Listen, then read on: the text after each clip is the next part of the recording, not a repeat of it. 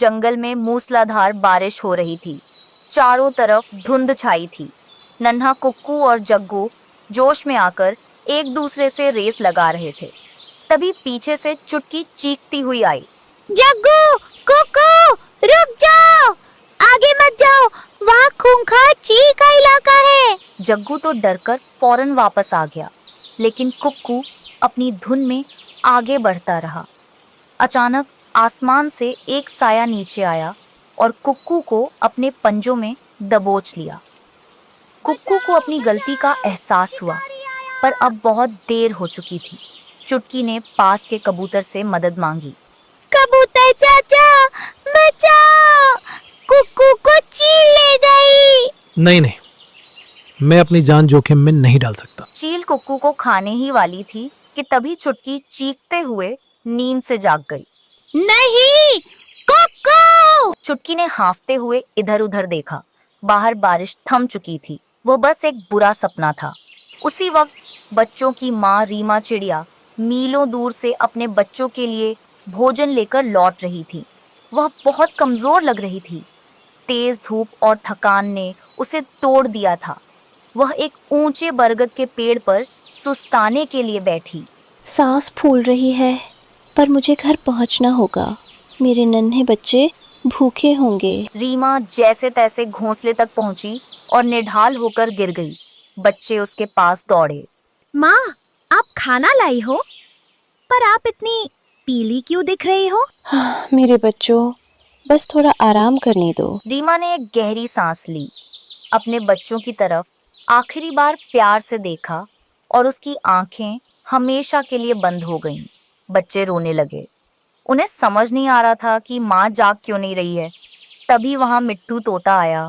मिट्टू चाचा, देखिए ना, माँ कुछ बोल नहीं रही है। वो सो गई है क्या? मिट्टू ने पास जाकर देखा तो उसके होश उड़ गए। रीमा मर चुकी थी। तभी कालू कौवा भी वहां आ पहुंचा। मिट्टू ने कालू को किनारे ले जाकर फुसफुसाते हुए कहा, कालू भाई, रीमा नहीं रही। अब इन मासूमों का क्या होगा? देख मिट्टू, हम इन बच्चों को यहाँ अकेले नहीं छोड़ सकते।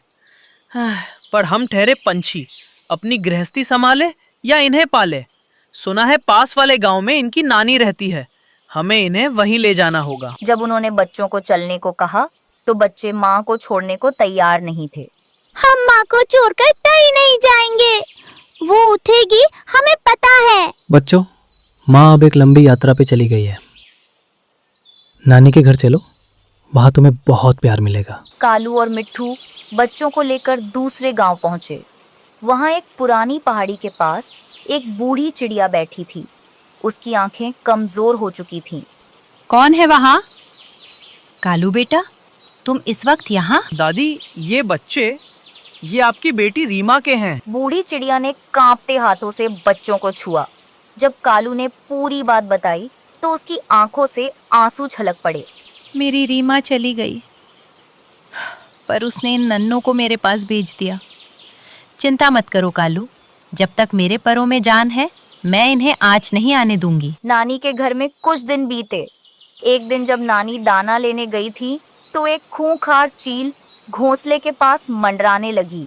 वाह, ताजे और नर्म शिकार, आज तो दावत होगी। चुटकी ने अपने सपने वाली हिम्मत दिखाई। उसने डरने के बजाय एक पत्थर उठाया और चील की तरफ फेंका।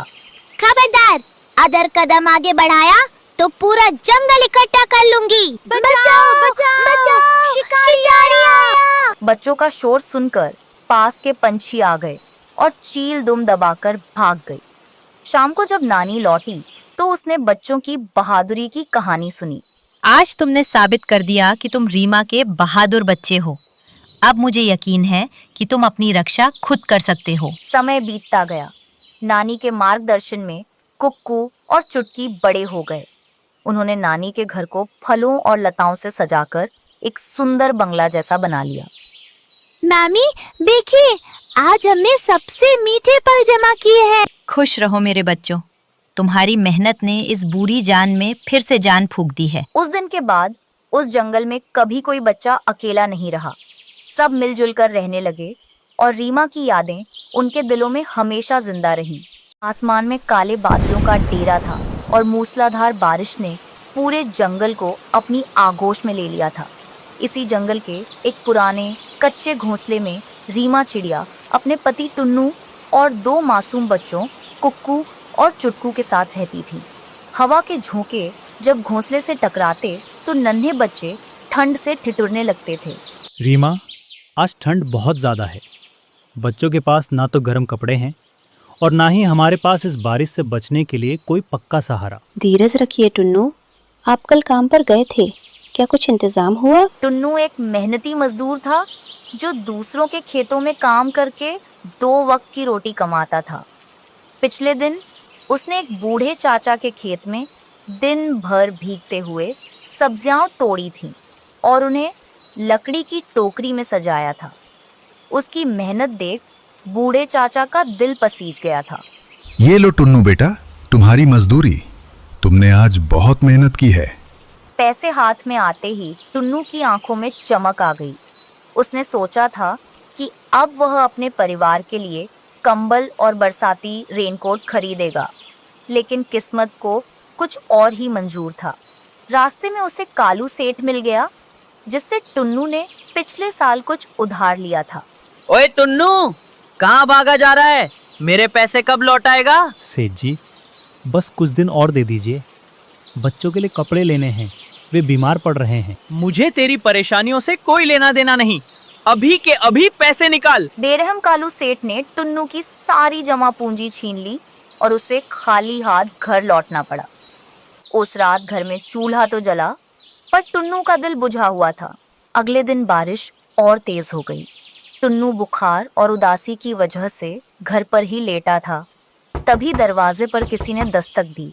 बाहर एक बूढ़ी दादी खड़ी थी जो पूरी तरह भीगी हुई थी। बेटा टुन्नू, क्या तुम मेरे खेत में थोड़ा सा काम कर दोगे? मैं बहुत लाचार हूँ। दादी माँ, मुझे माफ़ कर दीजिए। मेरे पास ना बरसाती है ना गर्म कपड़े। मैं कल भीगने की वजह से बीमार हूँ।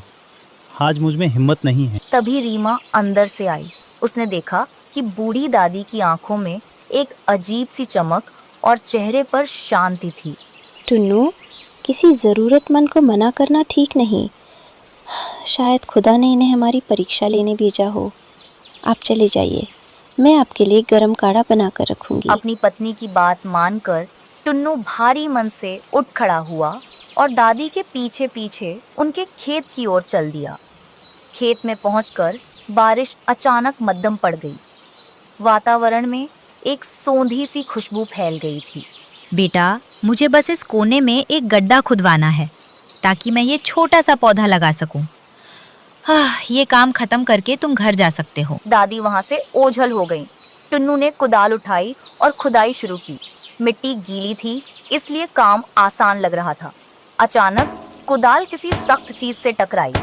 टुन्नू ने उत्सुकता से मिट्टी हटाई तो उसकी आंखें फटी की फटी रह गईं।